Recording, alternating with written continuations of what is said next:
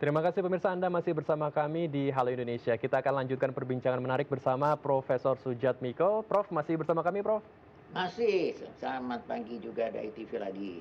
Selamat pagi, Prof. Ini pembagian atau distribusi vaksin akan ada dua jalur yang berbayar dan yang disubsidi oleh pemerintah. Ini konsepnya seperti apa nih? Karena kan masyarakat juga banyak bertanya-tanya apakah akan mendapatkan vaksin secara gratis atau berbayar. Dan kalau berbayar pun harganya kira-kira berapa yang harus dikeluarkan oleh warga? Ya, ini banyak pertanyaan. Prinsipnya begini, sebenarnya pemerintah itu tentu pengennya semua dapat ya rakyat Indonesia. Tapi banyak hal yang dinamis ya. Pertama, suplai vaksin. Jadi kan rebutan seluruh dunia, semua negara yang nggak punya pabrik vaksin pada rebutan ya. Jadi kedatangannya udah pertama bertahap. Kedua ada skema pembayaran, ada DP segala macam ya. Tapi jadi sekarang sedang digodok oleh Kementerian Kesehatan bersama BUMN dan segala macam dan berbagai termasuk DPR untuk bagaimana bisa mencapai herd immunity tadi dengan cepat ya dan bisa mencapai 70% dalam waktu dekat cepat. Itu yang sedang dibahas sampai sekarang. Jadi sampai sekarang belum diputuskan bagi berapa yang gratis yang tapi yang terang untuk petugas kesehatan itu pasti gratis karena itu mereka bertaruhkan nyawa ya. Mungkin juga untuk petugas pemerintah dan sebagainya. Sampai sekarang belum diputuskan dan harganya pun sampai sekarang belum tahu karena melakukan berbagai perhitungan kira-kira begitu. Kita tunggu nanti pengumuman resmi pasti akan ada. Dinamis sekali karena tiap hari bisa berubah karena berbagai faktor. Baik. Baik, Prof. Jika ada satu kebijakan baru atau memang ada yang harus diterapkan kepada masyarakat luas, memang perlu penyuluhan dan juga edukasi berkala. Menurut Profesor sendiri, edukasi semacam apa yang efektif untuk masyarakat agar memahami betul vaksin ini fungsinya seperti apa dan agar tidak lengah juga lalai setelah mendapatkan vaksin? Betul sekali ya, jadi harus edukasi yang terus-menerus dan edukasi yang benar harus lebih banyak daripada edukasi yang salah. Karena banyak sekali di media sosial informasi yang salah ya. Mungkin nggak sengaja karena tidak tahu. Jadi harus lebih gencar daripada yang benar daripada yang kurang benar. Televisi sudah bagus sekali, sudah banyak melakukan penayangan. Tetapi mohon maaf, saya sebagai pengamat media sejak lama ya, bahwa kecenderungan belakangan ini yang penonton TV yang acara serius-serius itu menurun. Lebih banyak yang lawak-lawak, yang musik-musik, yang gitu besar, dan beralih ke media sosial. Jadi tentu selain televisi, media cetak, media sosial harus lebih intensif. Kenapa media sosial itu akan bisa mencapai masyarakat langsung ke setiap individu, dimanapun dia berada, bahkan mohon maaf sedang di kamar mandi, di toilet pun mereka membawa HP.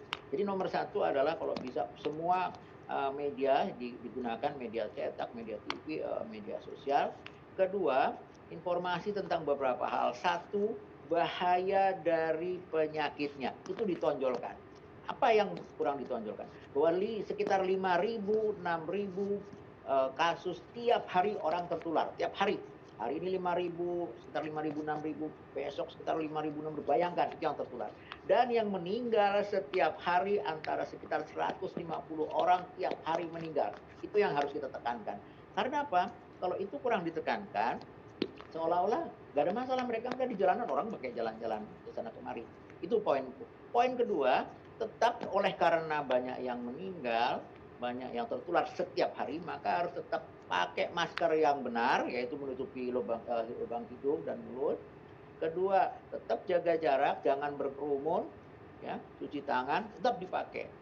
Ada vaksin, nggak ada vaksin, itu tetap dipakai sampai pandemi reda. Jadi kira-kira poin-poin itu harus disampaikan secara intensif melalui media apapun.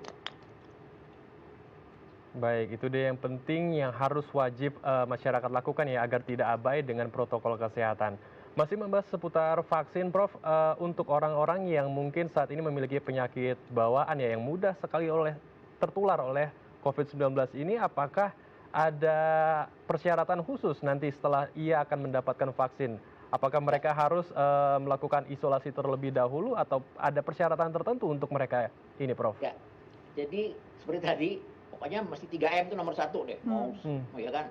Kedua, nanti ada screeningnya, beberapa pertanyaan-pertanyaan yang untuk menyingkirkan atau mengetahui apakah ada kelainan apa enggak. Misalnya, tapi yang lebih berwenang menentukan adalah Perhimpunan Ahli Penyakit Dalam Indonesia atau dokter spesialis penyakit dalam Indonesia. Beberapa yang saya pernah dengar bahwa Kalau walaupun tekanan darah tinggi, tapi kalau tekanan darah terkontrol, minum obat teratur, kontrol teratur ke dokter, dan umurnya antara 18 sampai 59 tahun, boleh diimunisasi. Demikian juga yang diabetes, ya, diabetes, walaupun diabetes, tapi kalau terkontrol, gula darahnya dalam batas normal atau batas-batas tapi stabil terus dan selalu kontrol ke dokter, maka boleh. Ada nanti rambu-rambunya. Nah, kalau yang meragukan atau tidak jelas, dianjurkan akan dirujuk dulu ke dokter spesialis untuk menentukan apakah boleh atau tidak. Jadi sudah dibuat rambu-rambunya oleh Kementerian Kesehatan bersama-sama dengan organisasi profesi, antara lain Perhimpunan Ahli Penyakit Dalam Indonesia. Baik, Prof, kalau dilihat para warga atau masyarakat yang memang punya hak paling dulu, istilahnya di garda terdepan adalah mereka yang bekerja di bidang medis. Tapi kalau kita lihat di awal tahun nanti memang akan diberlakukannya sekolah tatap muka di sebagian wilayah. Nah, ini anak-anak dan siswa juga mereka bukan rentang usia yang akan mendapatkan vaksin. Apakah petugas ataupun memang pendidik akan jadi prioritas juga oleh pemerintah, mengingat mereka mungkin saja menularkan para siswa? Betul sekali, betul sekali. Jadi dalam urutan nanti pemberian giliran pemberian vaksinasi, guru termasuk yang diperhitungkan. Guru, petugas pemukul petugas yang berikan layanan masyarakat, ya, dari petugas transportasi, pilot misalnya, ya, pramugari, kondektur kereta api. Cuman urutannya sedang diatur oleh Kementerian Kesehatan, ya, sebagian sudah jelas. Beliau akan guru dan sebagainya akan mendapat prioritas juga. Ya, betul sekali. Baik, ini setidaknya menenangkan para orang tua di rumah Betul, saat betul. anaknya Mungkin harus. saya tambahkan Oke, baik, sedikit. silakan Prof. Selama ini memang kasus COVID pada anak itu seolah-olah kecil. Ya. Kenapa? Karena kebetulan mereka school from home. Kalau nanti sudah tatap muka, justru itu kita jangan-jangan meningkat nih kasus pada anak, ya kan, berisiko, ya kan. Jadi betul sekali. Jadi selain gurunya, ya, diberikan vaksinasi, juga aturan di sekolah hanya boleh 50% dengan tetap jaga jarak, cuci tangan, tidak ada kegiatan yang berkumpul misalnya. Jadi begitu acara selesai tidak ada acara istirahat, langsung pulang ke rumah. Tidak boleh ke kantin, tidak ada yang jual mainan di sekolahan sehingga anak berkerumun. Jadi selain gurunya divaksinasi, anaknya juga protokol kesehatan yang ketat juga, dan fasilitasmu di sekolah juga jangan sampai membuat anak berkerumun. Kira-kira begitu. Oke, baik. Jadi bidang pendidikan ini juga menjadi salah satu faktor yang perlu diberikan effort, ya, untuk menerapkan protokol kesehatan. Selain pendidikan, saat ini juga pemulihan ekonomi nasional juga sedang digenjot sekali oleh pemerintah, Dok. Prof, tapi di satu sisi untuk pemulihan ekonomi nasional serta pemulihan pandemi ini atau pemulihan kesehatan ini sulit sekali untuk berjalan secara bersamaan, Dok. Kalau menurut Profesor sendiri, mana yang harus didahulukan setelah vaksin ini sudah ada? Apakah benar-benar harus beriringan, berjalan bersamaan antara pemulihan ekonomi nasional dan juga pemulihan kesehatan, Prof? Ya, ini menjadi diskusi yang cukup dalam. Beberapa pakar sih ada yang mengatakan ekstrim kesehatan dulu supaya orangnya sehat, baru bisa melakukan kegiatan perdagangan, bisa bekerja di kantor, bisa bekerja di pabrik, bisa.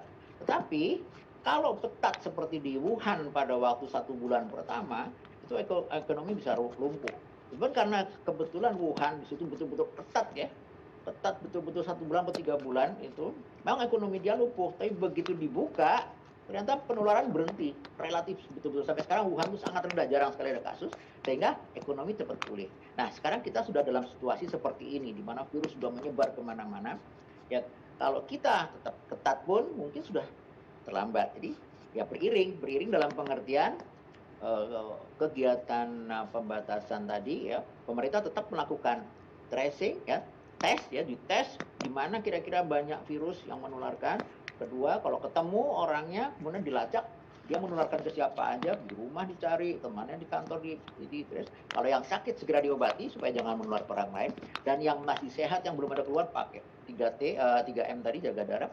Nah, bersama-sama nanti vaksinasi juga akan mempercepat, mudah-mudahan mempercepat itu.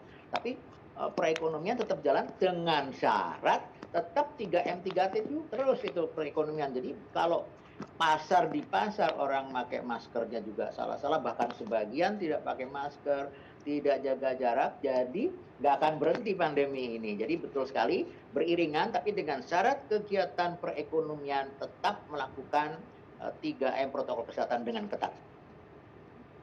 Baik, Baik. kita harus tetap protokol Wajib ya, kesehatan, disiplin ya. disiplin, jangan lalai, dan kita harus menanti vaksin ini juga dengan hati yang Betul, yang tenang ya, sabar karena juga. imun ini juga terbentuk dari ketenangan jiwa juga. Ya, Baik, Prof, terima kasih banyak sudah berbagi bersama Iya. kami di Halo Indonesia. Tetap jaga kesehatan. Dan selamat Dan- kembali beraktivitas, Profesor Sujatmiko. Terima kasih juga dari TV. Selamat siang, mudah-mudahan bermanfaat untuk masyarakat Indonesia. Amin. Selamat Amin. siang. Terima kasih, Profesor. Baik pemirsa, kita akan menghadirkan informasi menarik lainnya. Karena itu jangan kemana-mana, tetap bersama kami di Halo Indonesia.